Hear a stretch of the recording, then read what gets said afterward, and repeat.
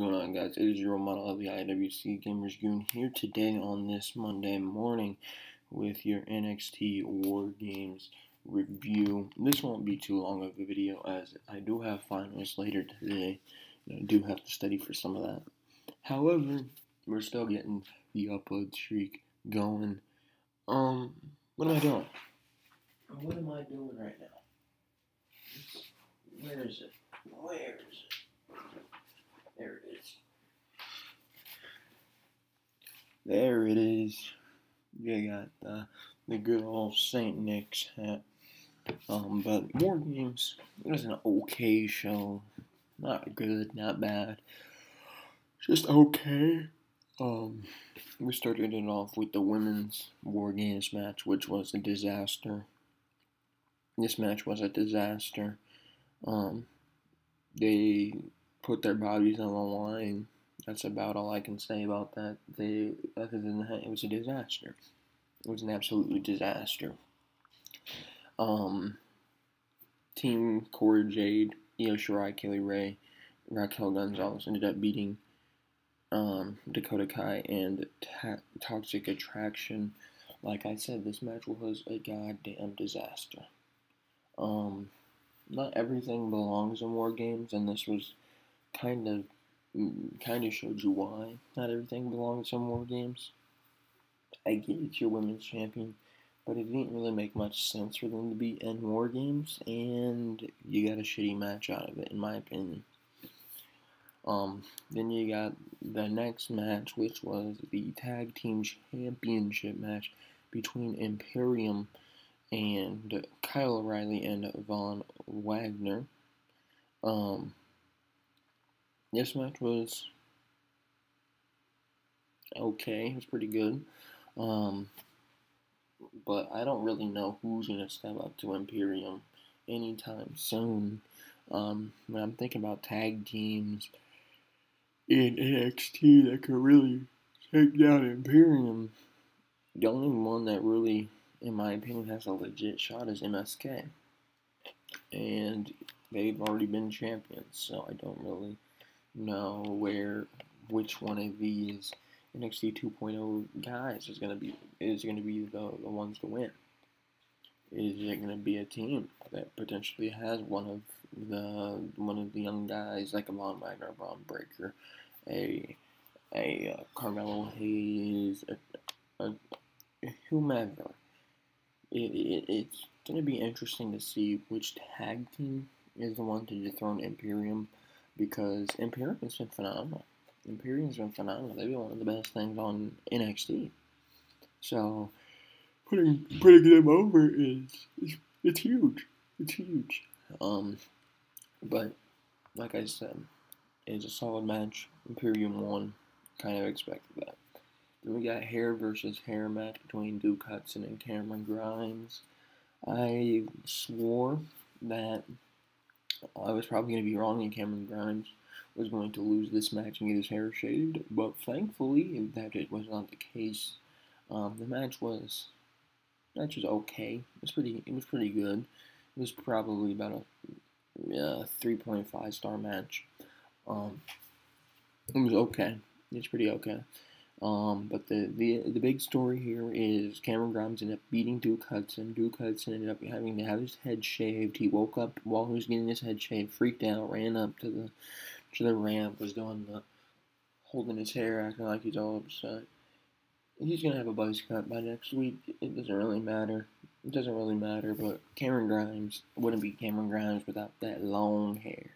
So it would suck to have Cameron Grimes be the one to lose his hair.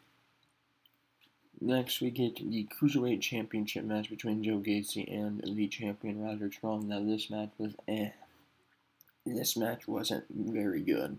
It wasn't that good. I was hopeful. Joe Gacy, kind of like a Kevin Owens type build. Roderick Strong, we all know him. This match was weird, man. This match was fucking weird. I didn't like it. I didn't want to watch it. Had no investment in it. We had Diamond Mine interacting with Joe Gacy's group. It was It was not a great match. Roderick Strong won. There's not much else to really say about it. Definitely a forgettable match in my opinion. Then we had this weird ass segment, and now apparently I'm the only one that fucking caught this segment because I asked in my group chat, anybody see that segment?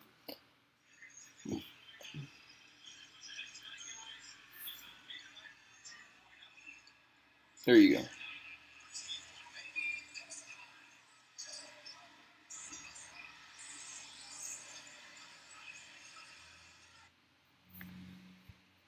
Now I'm not gonna lie, I don't even know who the motherfucker is. But that was like a little segment that they did right after this match. The motherfucker took a shit. He literally took a fucking shit. What the fuck was I watching? Seriously. Is that the new NXT? Everything's fucking shitty. It's gonna make you wanna go to the bathroom. Now, granted, a lot of these new NXT guys didn't look bad. Joe Gacy didn't look good. Joe Gacy looked like shit. But I don't know, man. That was a weird fucking advertisement or whatever the fuck it was. Cameo, fucking vignette. I don't even know what the fuck to call it. It was fucking weird as fuck. I recognize the guy from the face. I don't necessarily know what he did, or who he is specifically, but I definitely have seen him before. But that was fucking weird. That was fucking weird as fuck. Then we have Team Black and Gold going up against Team 2.0. Obviously, old NXT versus new NXT. Going into this match, everybody believes this was Johnny Gargano's last match in NXT. Thank you, Johnny. If that is the case, Johnny Gargano did tweet out Johnny Takeover afterwards, said it's been a hell of a run, blah, blah, blah. He did sit in the ring afterwards, and he offered some words that said, "Come back next Tuesday to this arena, and I will tell you guys everything." So is he gonna stay? Is he gonna go? Who fucking knows? But this match was probably the match of at least the month. This was a phenomenal match, home run of the match. I wouldn't go as far to say it's match of the year. I wouldn't. I hate putting gimmick matches in my match of the year, which is gonna sound weird because I do have the Lucha Bros and the Young Bucks as number 2. If you guys have watched that video, if not, go watch that video. Spoiler alert, they're number 2. But that match was so damn good, I couldn't leave it off my list. I don't like having gimmick matches on my list. I don't like that at all, because to me that adds an unfair advantage over one match to another. But this match was a great match. Don't get me wrong, but I wouldn't put it top 5. I wouldn't even put it top 10. Solid match. Got the guys over that they needed to get over. Grayson Waller impressed me. I had no idea who Grayson Waller was until now. Grayson Waller was pretty impressive. Carmelo Hayes, he was impressive. Have got to see some of his work. Braun Breaker was very impressive. And the whole thing with him is he wants to eventually be the NXT champion. So he looked very impressive. And of course, Tony D'Angelo, he looked pretty okay. I wouldn't say he looked impressive, but he was okay. Obviously, they defeated the team of Team Black and Gold, Gargano, Dunn, Knight, and they had Braun Breaker pin Tommaso Ciampa for the victory. This match went about 40 minutes. It was pretty solid. Did its thing. Ended off the night on a good note.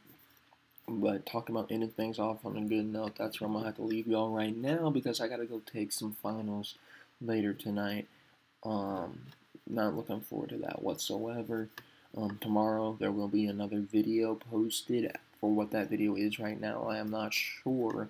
But I do know that I have a final at 5 p.m. my time tomorrow, which means it's going to end around 7, 8 o'clock.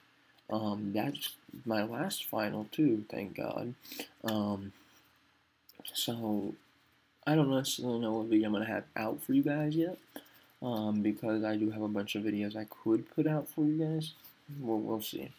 We'll see what ends up being the chosen one afterwards. Anyways, thank y'all for watching. Let me go study for finals. Talk to you guys tomorrow.